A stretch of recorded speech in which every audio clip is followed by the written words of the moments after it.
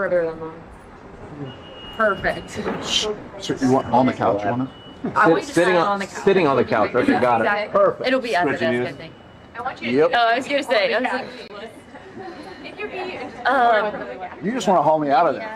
Service is good with this, right? just to be sure, but there's the principal had reached out asking like about her date she was paying for and forwarded the same link, and Saluda was like, yeah, this is. Yeah. Yeah. But they were like, if we don't do this today, it's going to be a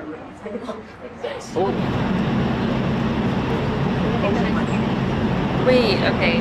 Can you forward that to me when we get back inside? Because I need to. No. The deal? No. I paid for the other hotel. Okay, yeah. You didn't get a link. Hey Mark, am I still good? 1, 2, 3, 4, 5, 6, 7, 8, 9, Hold 10. on. Or Count off again? 1, 2, 3, Huh? 4, Yep. 5. France. You're not going. What? I'm not on the trip now? I guess you were kicked off. They read what you wrote. Okay, amazing. Outrageous. Let's check it out. Who's the email from? Right? Don't do it. Who's the email from? Someone at State, I think. It's from... Yeah, Sarah.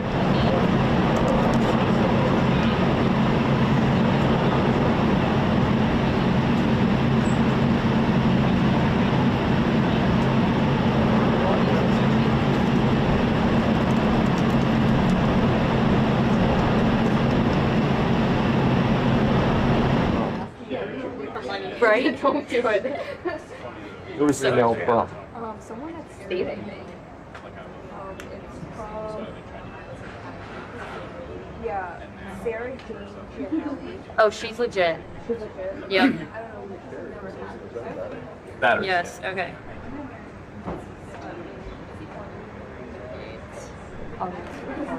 Yeah. That's fine. I see nothing from her. Yeah, Okay. Weirdness. Yeah, like self-photography. Lakers don't have that either. Sleep? I wonder. Yesterday, all I did was sleep. Really?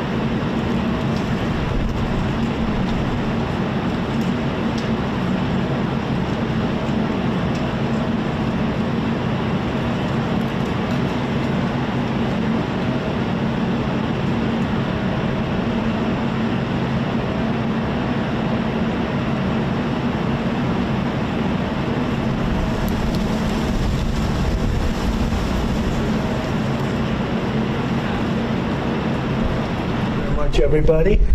Thank you. Anytime you're ready. Are you ready? They're ready. It's an honor to have these very distinguished people alongside of me, not behind me, alongside of me. I would never say behind me because they're not behind anybody. They're great. This morning I'm thrilled to sign the Secure America Act to immediately and fully fund the Department of Homeland Security through the end of my term. So we won't have that to be talking about anymore, Lisa. No, we will not, sir. We'll give the heroes of ICE and Border Patrol, and that's what they are, they're heroes, what they have to go through to keep us safe, the support and resources they need to defend our borders, protect our homeland, and to keep America safe.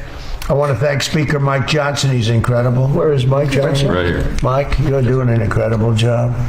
Not a big majority.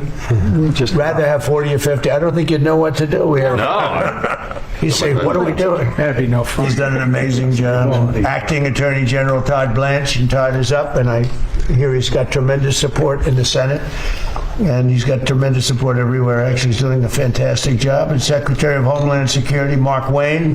Where's Mark Wayne? sir. He gave up his Senate seat. He had a guaranteed seat for the next 40 to 50 years. And he gave it up to be Homeland Security because he just wanted to... What is there? Yep, you're Part of the amazing, administration. amazing. As well as Senate Majority Leader John Thune and Senate Majority Whip John Barrasso, who's here, I think. Yes, sir. Yes, sir, Mr. President. And John is, you're incredible. From day one, we got along, Thank you, Mr. right? President. From Absolutely. first day I met him. House Majority Leader Steve Scalise, one of the bravest people. Yeah. And what he went through is incredible, incredible. And I actually think it looks better now than it did. We're going to win the game tonight, Mr. President. Oh, is it tonight? Tonight. Oh, the baseball. I'll be 7 watching o'clock. that. And House Majority Whip Tom Emmer, who is an unbelievable leader, actually. He's just so highly respected, and he's in Minnesota, and he's ripping them because he knows what's going on. I mean, it's... you have your chance now, Tom, because people have really found out about it. Wow, So I want to thank you for the work. No, but he's working with our people. They look like Elliot Ness. It looks like Elliot Ness and the gang up there, right? They're finding billions of dollars of fraud, and Tom Emmer's really helping us. Thanks, Tom. Thank you. And thanks as well to Senators Lindsey Graham, who had a big victory last night. He won by a lot. And no runoff, no nothing. They had a lot of very capable people running against him, and he just blew them away. So Lindsey Graham, congratulations. And Chuck Grassley, Rand Paul, who's here. Hi, Rand. Boy, oh boy, it's nice to have Rand. It's a good thing to have Rand. He knows what's important. Eric Schmidt has been an incredible senator, wherever you may be, Eric. He's tall enough. He's usually not too hard to find. And Bernie Moreno. Is Bernie here? Yes, sir. Where's Bernie? Hi, Bernie. What a job, right? Absolutely. So how's the race going in Ohio? You're very popular there, and you'll drag every Republican I across hope the so. Well, I love Ohio. We won by a lot, but you ran an incredible race. Had a big assist. They weren't giving him a big chance, and he ended up winning quite easily, right? So it was great.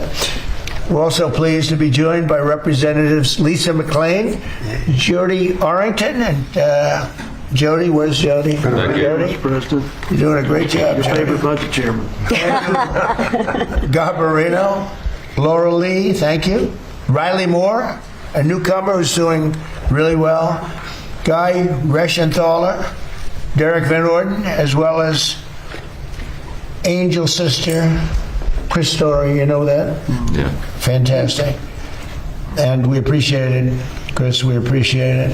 Thank you. For more than, thank you very much, appreciate it, being here. Gone through a lot. For more than 100 days, congressional Democrats tried to block all funding for the Department of Homeland Security in a reprehensible attempt to throw open the borders of the United States of America. They want to drag us straight back to chaos and crime of the crooked Joe Biden administration, one of the most corrupt administrations, probably the most corrupt ever. Nobody's ever seen anything like it, and we're not going to let them do that. I have to say that Washington just had some crime numbers out, and it's the lowest number, best crime numbers we've had, they say, in 58 years.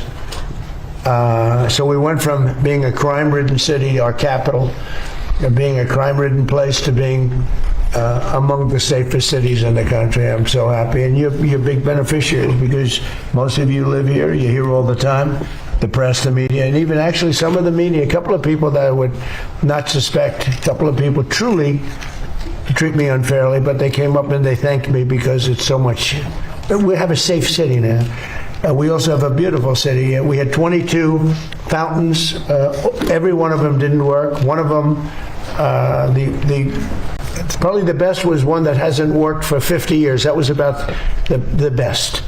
They've all been out of commission for 50 years or more. Can you imagine that? They were graffiti strewn, grass growing through the cracks, and they were in terrible shape. And all 22 have now been opened, and the most magnificent possibly of all, the one in front of Union Station is beautiful. You see that? It was all graffiti all over the place. We through a lot of work, we got it looking maybe better than it was the day they put it in. But the one that they're all talking about is the almost 2,500 foot long. It's taller than any building in the world, actually. There's no building that's 2,500 feet tall, I don't think. But it's like twice the height of the Empire State Building, as an example, much wider. So we just got that open last night. We went to do it before July 4th, and it is incredible. It's called, it was originally called, 1922 it was built, it was called the Reflecting Pond, or the Reflecting Lake, some people called it. But it was supposed to be a reflection. It never worked from 1922 because there was stone on the base, and no matter what, it always leaked because you have stone and you have lots of crevices. We have nice stone out there, but if you go between the stone, it leaks. And so it never really worked very well. And it was a bad color. It was gray. It's concrete and stone, so it's gray. And I had the idea, along with some great people that worked for us. Doug Burgum is fantastic. His group, Greg, everybody. And we worked very hard. But it was going to cost $400 million, and we did it for about $10 million. It was going to take 4 years to build, and we did it in like a month and a half. And we would have had a construction site out there for years, and it wouldn't have worked when they built it. So when they told me what they were going to do, I said, that's not a good idea. So I built many swimming pools as a builder. I built hundreds of them. And I got one of our contractors, I had him take a look. And he said, oh, we can do a great job if you could just give us a decent surface. The surface was inside, so we sandblasted the surface. We fumigated it. We took out 11 dumpsters, big dumpsters full of garbage. It was all garbage strewn. Some of the garbage was there for years. It was all disgusting, and it smelled. And anyway, we took 11 dumpsters of garbage out. It's with shovels. We had a shovel inside of what's called a pool or a lake, and got it clean. We then fumigated it. We then sandblasted the entire thing. We washed it, cleaned it, scrubbed it, sandblasted it. Then we gave it a test. Then we rinsed it out, and we gave them a beautiful surface. And then they put a swimming pool topping, but industrial strength. It's industrial strength. It's used for tanks and lots of other things to hold water. And we worked out the ratios of expansion and contraction because, you know, believe it or not, when you have something that's 2,500 feet long, there's tremendous expansion. And who would think of this? Only person that does it, like me. And they have a lot of expansion and contraction. So when we're putting the surface down, would leave areas that can expand and contract a little bit because it expands over 1.5 feet. Can you believe it? So I would have ripped it apart. So we left areas of expansion and contraction. We were testing it for 3 weeks, 4 weeks. It works great. And we just opened it last night, and people are going wild over it. So it was going to cost $400 million, and we did it for 10, probably 10 if you take away a couple of things. We did a much bigger job than originally planned because once we put that in, it looked so good. The sidewalks outside didn't look good anymore. You know, they looked like they were in good shape. But when you do something new in this business, you do something new, the thing that you thought were good, you save it. So we ended up sandblasting, steam cleaning and sandblasting the sidewalks around it. And we had a lot of areas that were in bad shape. We had to fix them. We patched them, and you can't even see the patch. We have granite surrounding the pool, and the granite's great, but it was filthy, dirty, disgusting.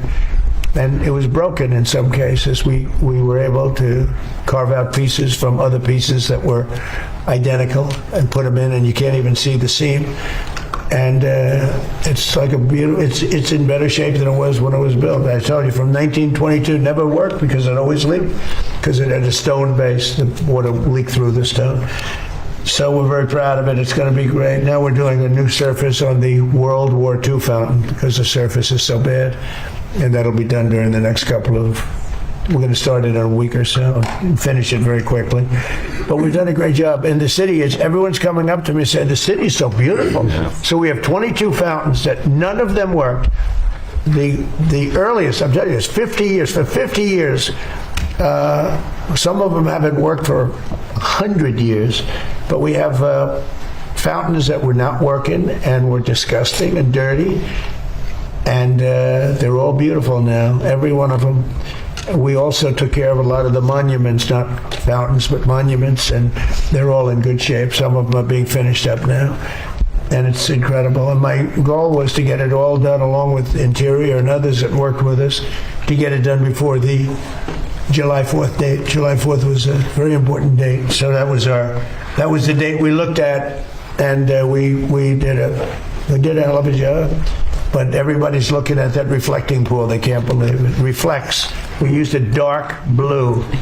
It's called American flag blue. I wanted to go light, but they said, sir, light doesn't reflect. And light shows leaves and garbage, if garbage. One man said, sir, when you leave, it'll be strewn with garbage again. And you don't want that. See, when I'm here, it'll be perfect. But when I leave, I said, you're right about that. You're probably right, depending on who's president or who's running it. But it's really beautiful. It's something for you to see. It's incredible. It's the longest pool in the world by 3 or 4 times. It's really pretty amazing. That's where Martin Luther King made his great speech. And they say he had 1 million people. And I made a speech there for July 4th a few years ago. And they said, and I was packed, and they said I had 25,000 people. They said he had 1 million, but when you look at the picture, I said, well, wait, the people are even tighter at mine. I had more people than him, but they said I had 25,000 and he had 1 million. But I'm not going to argue with Martin Luther King, because But the Secure America Act provides $38 billion to ICE, $26 billion to Border Patrol to ensure these critical law enforcement agencies have the necessary resources to do their jobs, protecting our borders and getting criminal aliens out of the country. And starting on day 1 of my administration, we took the most dangerous, unsafe, violent, and open border people out of this country. We got them out. I'll give you an example. In Washington, over 5, I don't even know if you know this, it's not just policing. You have criminals, you have career criminals. There's nothing you can do to make them nice. They're tough people, they're bad people. Some of them had records, 22, 23, one had 28 arrests and rough arrests for murder. And we took out almost 5,000 people out of Washington, D.C. And if you remember, so 2% of the people create 91% of the crime. When you hear that number, it's great. I love that number because you could handle 2%. Right. If it's 91, create 91. That's no good. Too many people. But 2% of the people, and we took 5,000, almost 5,000 people out of Washington, D.C. They'll never come back. In addition, the National Guard, and we worked with the police department, law enforcement was great. And we have a very safe city. Everyone's going out to eat now. Restaurants were all closed. They were all closing. The few that were open were closing. And now you can't get a restaurant in Washington. Everyone wants to have a restaurant. And it's a whole different... So it's something we're very proud of. New Orleans, the same thing, by the way. It's a little earlier in the process. But if I got a call from your governor, I got a call from Steve. They called me together, actually, and they said... Safest Mardi Gras? They said, we've never had a Mardi Gras like that. They had the lowest crime they've ever had in the history of the Mardi Gras, which has been going on for a long time. Steve said, they usually have numerous numbers of murders. They had none, but beyond murders, I heard it was the best you've ever had. It really was. A great Super Bowl, too. And Memphis, and that's going to be great for the Super Bowl, because we'll keep it that way. I think you're bidding on the Super Bowl coming in. 2031. Yeah, and it's going to be now. You can really say it was a safe city. And the other one is Memphis. Crime is down 77%. Can you believe it?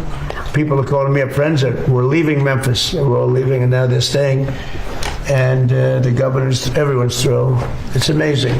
And if they would call me for Chicago, would straighten out Chicago so fast, would straighten out New York fast, would straighten out Los Angeles fast.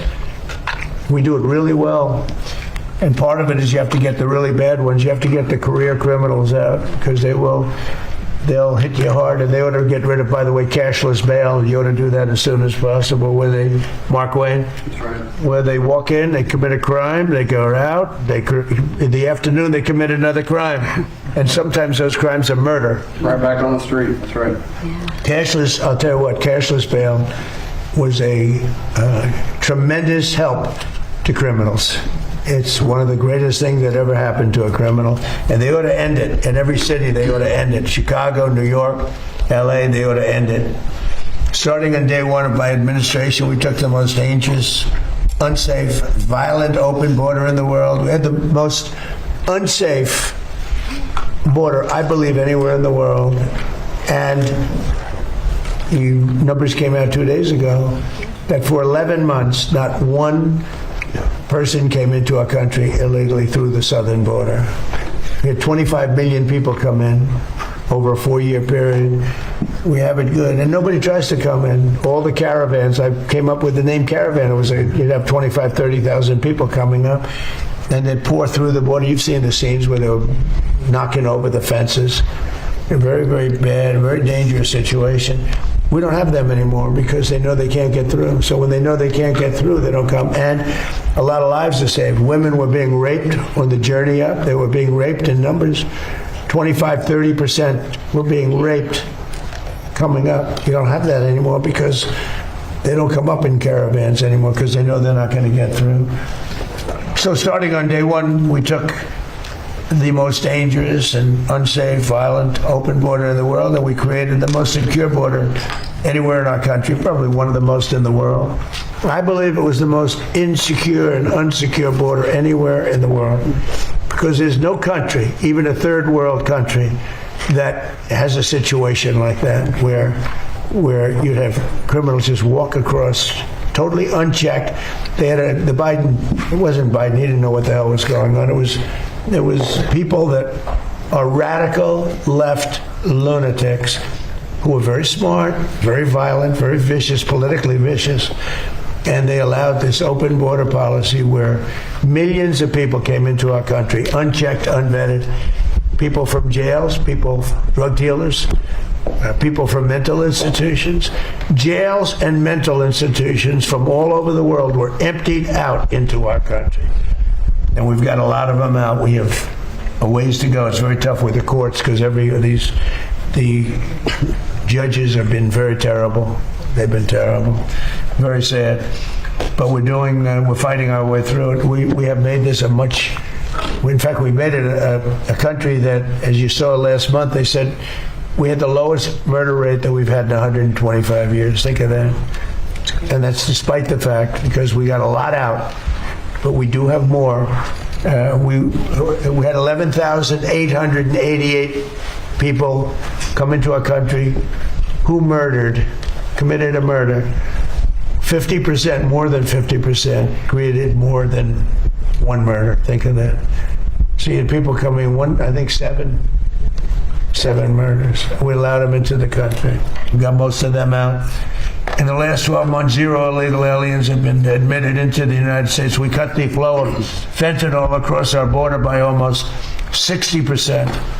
Think of that. And by the way, coming in by sea, 97%. And we're looking for the 3% because we think they're among the bravest people. That's true. We cut them down, right?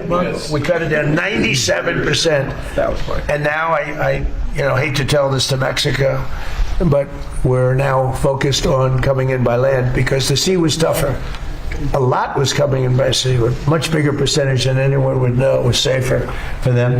It used to be said not safe anymore. But with 97% down coming in by sea, by ocean, by water.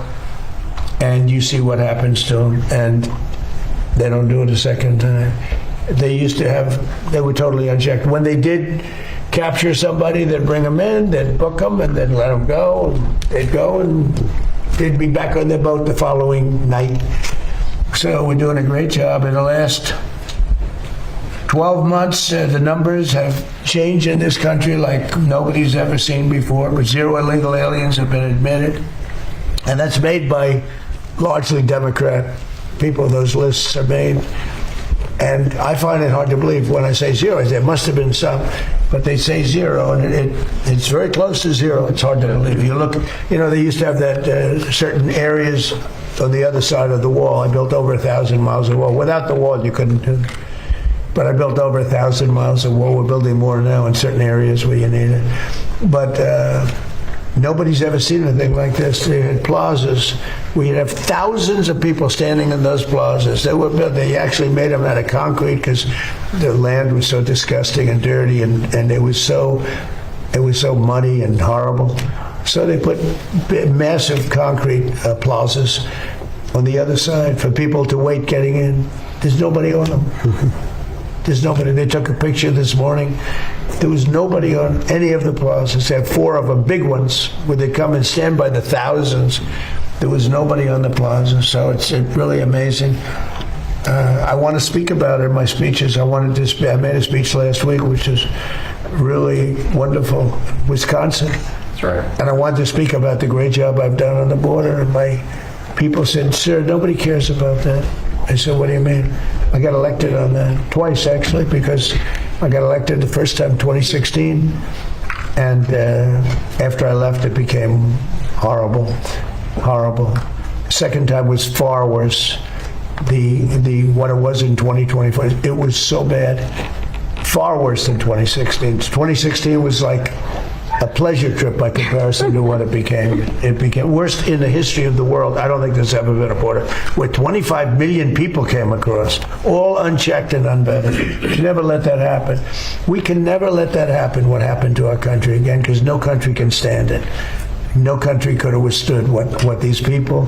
We had a border czar who never saw the border. We had a border czar who never once, the people that were giving good paychecks to, they never called up ICE, they never called up the Border Patrol, who are phenomenal people, by the way.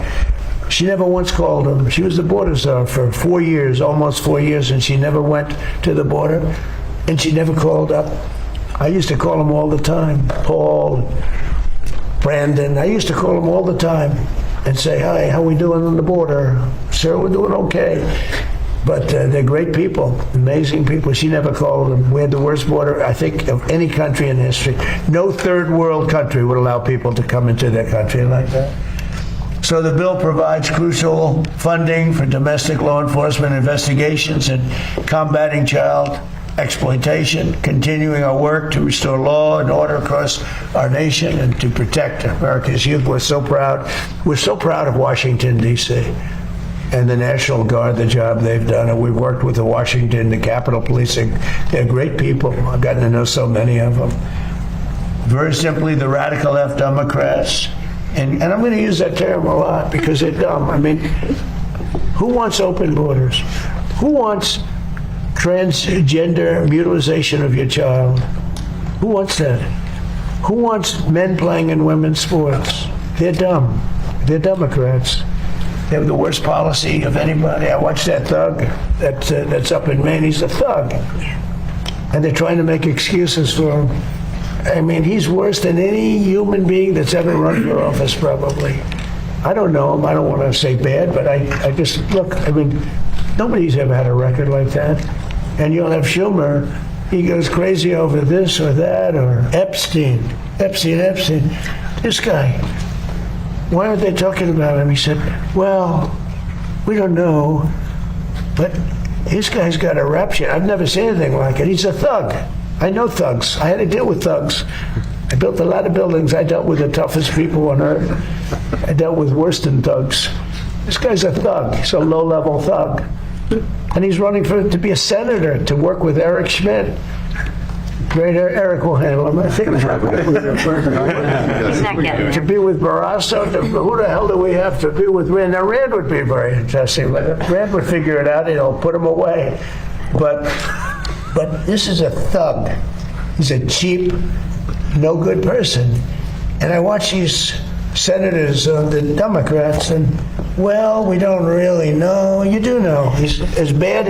I've never seen a person like that run for office.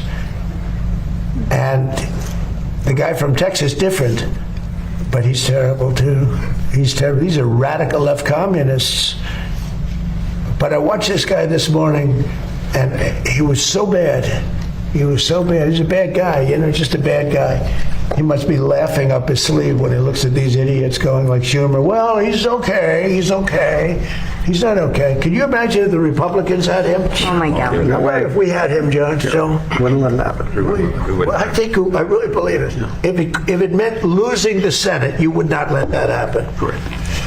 It's just a terrible thing. I mean, I watch it happening. It's unfolding. It's really history because there's never been a guy like that that's ever run for office, and at any level. I don't think at any level.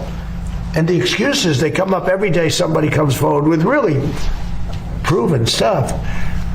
Even his business, he's not a businessman at all. His parents supported him. The guy's a loser.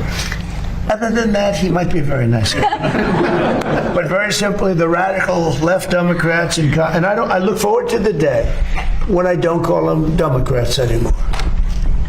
And I won't if they do their job. If they want to stop crime, if they want to lower taxes, if they want to do the education, the good things. There's so many things we can do together.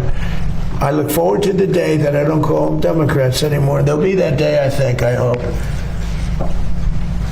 But they're in Congress and they voted with the cartels, the terrorists, the gang members, the drug dealers, the human traffickers, the child predators. And our great Republican majorities voted to protect law-abiding American citizens. I mean, they voted to raise your taxes. They voted for men in women's sports. They voted in favor of men participating in women's sports. It's ridiculous.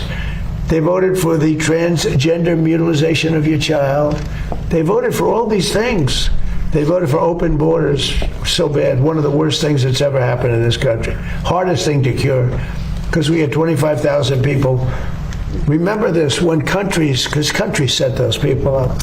When countries put people into a cartel, through the cartels, they put them into a whole group of 10, 15, 20,000 people that come in.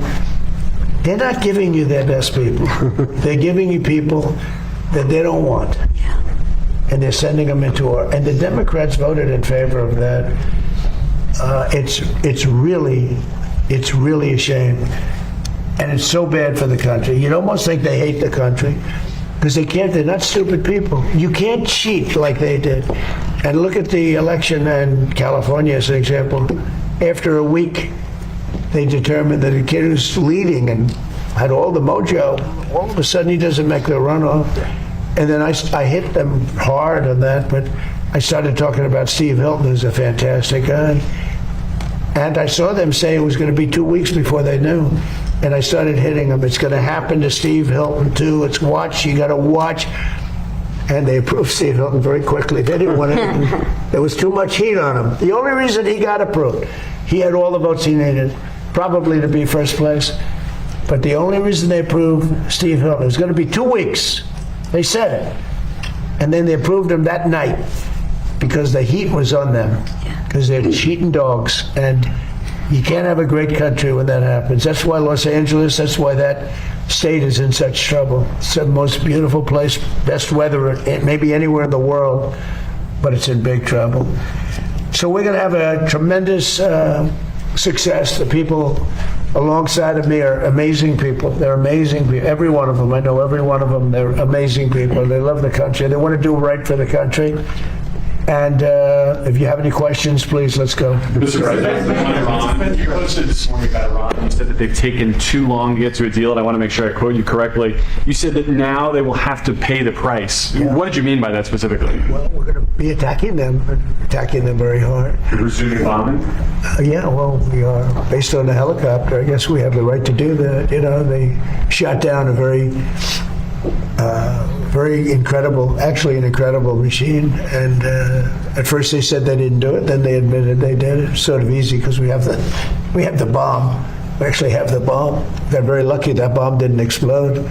That bomb was lodged in the helicopter. It didn't explode. It was on fire, but it didn't explode. Those two guys, they knew how to fly, but they got very lucky. And then we had the unmanned boat going very, very fast at speeds that you wouldn't want to go. That's why it's unmanned, I guess, because nobody can go in that. But they rescued, so both people are. Fortunately, the pilots are okay. Now, look, I've been working with Iran for a number of months, and they should sign their deal. It's a good deal. It doesn't give them the right to have a nuclear weapon. In fact, it totally prohibits them from ever having a nuclear weapon. And it was just tap, tap, tap. I don't know what they're doing. So they then shot at our helicopter. Very expensive helicopter, by the way, but much more importantly, the two men, fortunately, they're okay. But an amazing rescue. If you ever get a clip, you won't believe the rescue, how cool it was. The equipment we have. Look, we have the strongest military in the world. And I gave them a break at the request of Pakistan. The Field Marshal and the Prime Minister of Pakistan are great.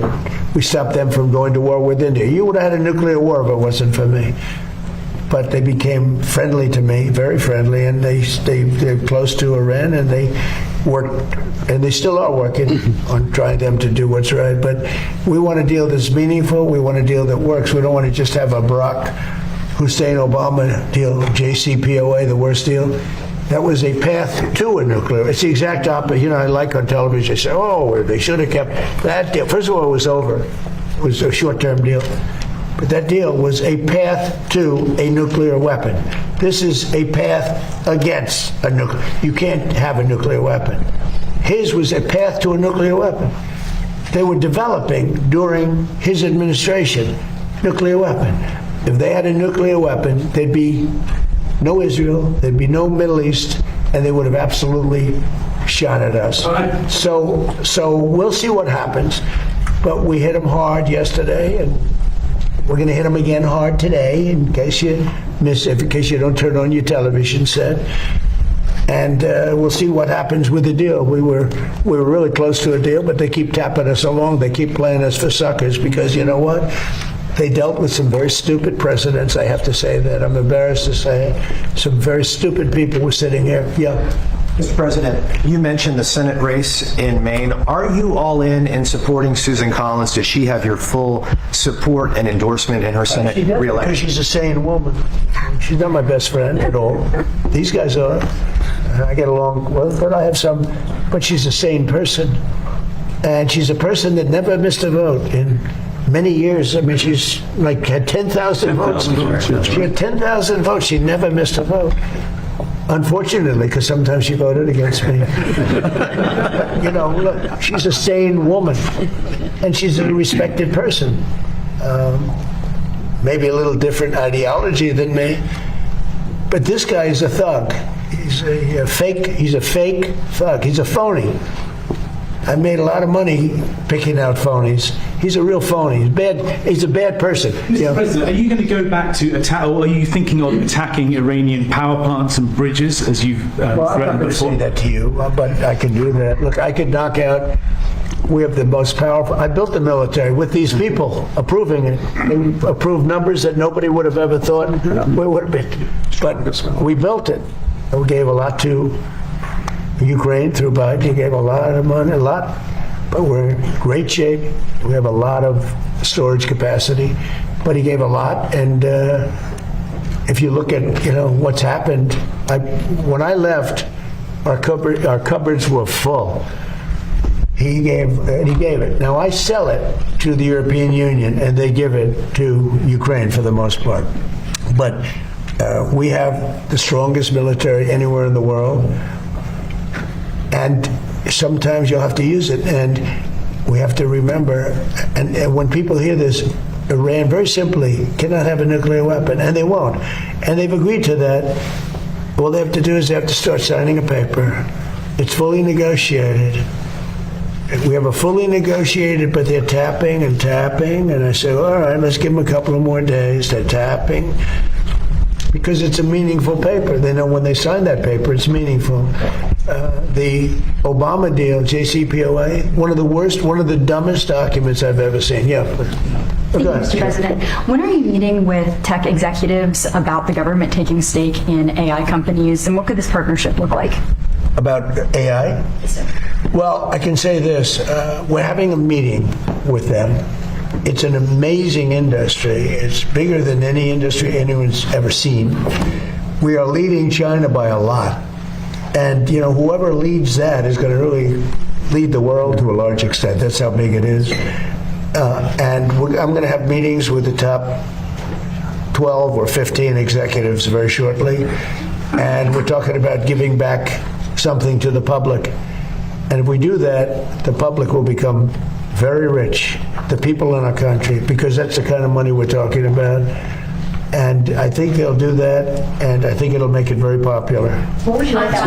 President, I have two questions. First of all, Turkish President Erdogan keeps threatening Israel. Do you think there's a chance of a conflict between Israel and Turkey, and will you sell F-35 to Well, Turkey? you know, he's a very good friend of mine. And we've worked very well together. I like him a lot. I'm not supposed to say that because the press will say, oh, he likes Erdogan. No, he's a hell of a leader and a strong person, very strong person. I haven't heard that at all. If I did, I'd call him, and I think I'd make sure that things were fine. I don't think that will happen with Turkey. Not as long as I'm president, because he respects me and I respect him. But beyond that, we have a good friendship. So, you know, we'll see. And my second question, this is my second question. Beside peace in the Middle East, what do you wish yourself for your birthday? For my birthday. Well, I'll go a step bigger. Peace for the world, okay? Peace for the world. Middle East, yes. Peace for the whole world, yeah. Mr. President, there is a New Jersey Democratic congressional nominee over in the 12th District. His name is Adam Homily. He has a connection to the Blind Sheikh. And I was wondering if I can get your thoughts on that. Terrible.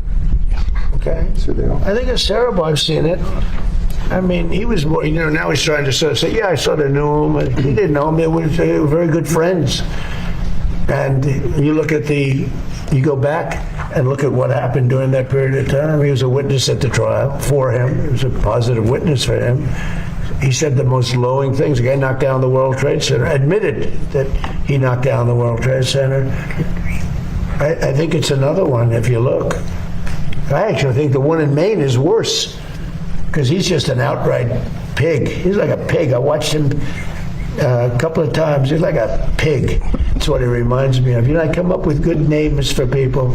I don't want to stick him with that one, although I think pigs would be very upset about it. Go ahead. Mr. President, July 1st is coming fast. How confident are you that you'll be able to renew the USMCA, and what more do you expect from Canada at this point? Well, I'm not looking to renew it. I don't, you know, I mean, I made the deal. And the primary reason I made the deal is that NAFTA was the worst trade deal I've ever seen. Yeah. And I made it better, but I had the right to terminate. And, you know, with NAFTA, we didn't have the right to terminate. I had to get these senators to approve that deal. That was a tough thing, Congressman, too. NAFTA had no termination. So, I mean, I've never said this before, but I'll tell you what my thinking was. NAFTA was a disaster for our country. The worst trade deal ever made, by far. You know, they had typos in, okay? And they were supposed to correct them. And they never corrected them when they were signed. They knew there were typos. And there's a process for that. You state your claim and, you know, you get a change. They had typos on percentages. Or maybe somebody wrote, and it was for years. They never ran. They had horrible, all against us. So it probably wasn't typos. NAFTA was the worst trade deal we ever had. USMCA did one thing that I loved. After 6 years, it comes up for renewal, I don't know that I'm going to renew it because, to be honest with you, the United States does much better.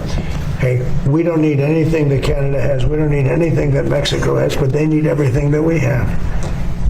And they have to treat us better. You know, with Mexico and Canada, we have trade deficits.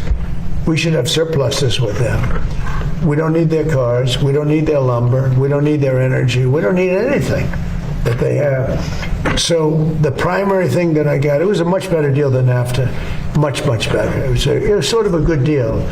But it was a great deal for one reason. It gave the right to terminate. And who would have thought that I was, you know, they just didn't want to have it during the 4-year period when I was president. So now they made it so that I wouldn't be president. And because they rigged the election, the second election, as you probably hear and probably know, most of you know that happened, and now it's been proven, and it will be proven as time goes by even more so. We have things that you won't believe. When we release the full files, you're not going to believe how crooked the 2020 election was. But who would have thought that it comes due in my term? I mean, this was, thank you very much. So it was very important that we be able to do that. So we're talking to them. We'll see if we do something. Just before we came in here, you posted about Phil Pulte and that he'd be starting the job early. You said he's going to be downsized in the DNI. Can you talk about your Well, yeah, thinking people there? have wanted that downsized for a long time. And many people don't want it at all. You know, a lot of people thought it was a duplication. Yeah, a lot of people thought it was a duplication. He's done a great job at Fannie Mae. And, you know, you take Freddie Mac, Fannie Mae, the value of that has increased so much since I've been in charge. You know, I had the right to sell that. And in my first term, a group came to see me wanting to buy it. And they offered me exactly 10% of what it's worth today. And I didn't want to do it because I didn't want to look foolish when they flipped it a year later for hundreds of billions of dollars more. So I kept it. And I put him in charge as soon as I got here, and he's done an amazing job. Could be worth $1 trillion. That's a pretty different portfolio, though. Well, it is, I know, but you know, smart people are smart people. I always say I'd rather have smart than experience, but experience is good too. I would say this, he's going to be there for a short while we pick somebody else. We're interviewing 5 different people. They're all very good, very different, and we'll put somebody there. But people want it downsized. The senators and the Congress people, I think everybody wants it downsized, and many people, I think, and I won't speak for Todd, but and I'm not sure how Todd feels, but by the way, he's great. I hope you people have given him an easy run because he's very busy. He doesn't need stupid people saying, why didn't you get a higher mark at a certain college? Because he's highly educated. He was a great student. He's great at everything he's done. But how come he got a B+? See, they'll go after him for getting a B+ instead of an A, but the other guy can be a thug. And let him run. He's okay. He's fine. The one thing about him, it's great. Because every time they bring something up, he's worse than anybody that we've ever seen. And I hope the Republicans are going to use him as your standard bearer when they say that, gee, Eric, we don't like the way you dress today. It's unacceptable, right? And then all you have to do is point to this thug that they're trying to put in. So pretty much that's the way it is. He's going to do a good job. He's going to be there for a very short period of time. He will be superseded and replaced by somebody that's going to have the job permanently. Okay? What do you think? Democrats saying they'll hold up the projects what they say. Democrats. They're not Democrats. They're Democrats. They're dumb people. Yeah. Do you need their votes? Then I guess something's going to happen. No, we can't let them extort us. I told the guys today, we can't let them. They've done it on numerous occasions. I said we can't. What we're signing today has been amazing, but they tried to extort us, and eventually, and they were losing tremendous support because they're extorting on law and order, and they can't win on law and order. People want law and order. They don't want crime. And that's essentially what they were doing. And ultimately, they could not take the heat. But we can't let them extort. Mr. President, it starts tomorrow. And What's the World Cup? Yeah. The soccer World Cup, the football World Cup. most successful World Cup they've ever had. Exactly. They've never sold tickets at that level. They've never sold that many tickets so quickly. it's amazing because you don't think of soccer. We use the word football, soccer, right? But you don't think of soccer in this country. It's the most successful. I spoke to Johnny this morning. He's fantastic, and he's the boss. He said there's never been anything close to what's happened. But because of the success, some people are afraid that it's going to be harder and harder to get visas to come from outside. Can you? Well, we're working on it very closely to make sure the right people come into our country. I will. I will. Are you concerned, Mr. President, about the latest inflation number which came out this morning? Could that be a headwind? No, I love it. The numbers were great. You know what I really love? I love the inflation. You know why? Because as soon as this war is over, you know, I can say it now. Something you didn't know. Do you know we've been taking out millions of barrels of oil? Nobody knows it. You know who doesn't know about it? Iran, until right now. We took out the other night 22 ships late at night with no lights because they don't have any radar because we blasted the crap out of it. We took out, that's why oil's $85 a barrel. I mean, you take a look. Remember when I did this, I said, look, the one bad thing will be we hit the best economy we've ever hit. And I said to my people, I had Scott, I had Howard, I had Pete, I had all of them. I had Todd in the room. I said, the one thing we have to do now, we had just hit the highest stock market in history, highest 401ks in history. Everything was going well. And I said, I hate to do this to you guys, but Iran's going to have a nuclear weapon very soon. We have to go and attack. So we hit them with the B-2 bombers, which took a lot of courage. It was totally successful. We buried it, very hard to get. But now we had to make the second move. And I said, you know, the bad part is the stock market will go down by a lot based on predictions of experts, like 25%. And it was worth it. To me, it was worth it not to have a nuclear weapon. And the other thing is that oil would go to $250 a barrel. It's at 85, and which is pretty amazing. And here's the key. We just hit today another stock market high, 74. In my short time here, 74 days we had stock market all-time historical highs.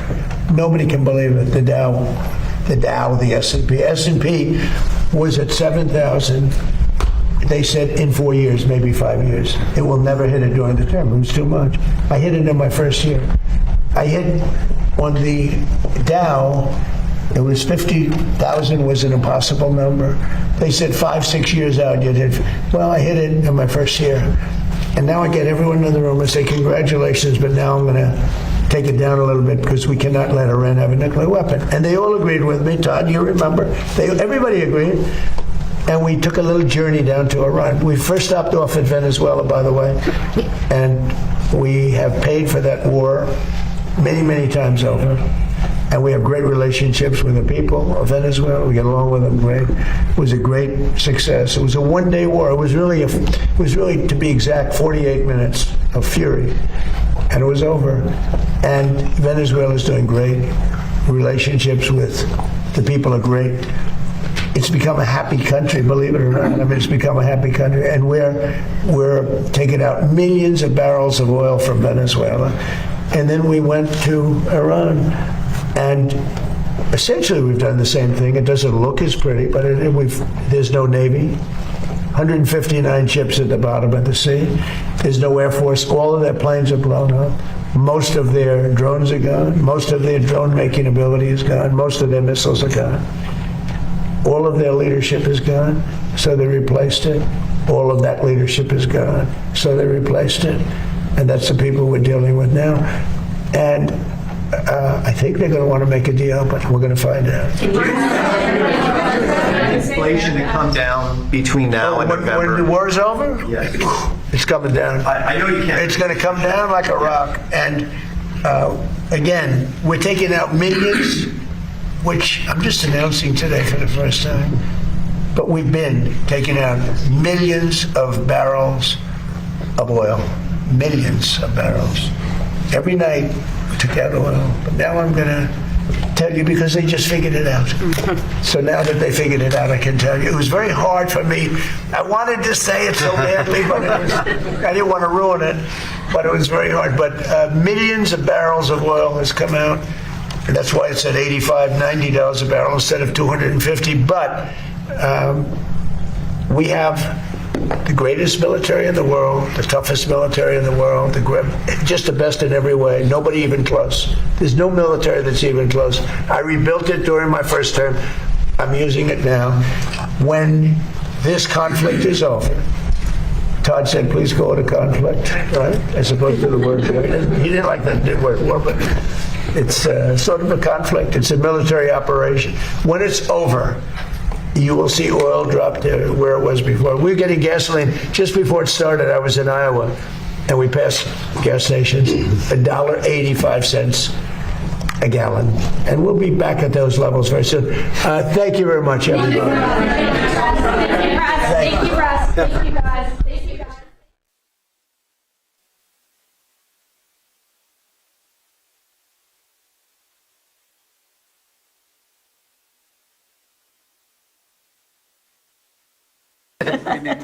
That's the real deal right there. Okay.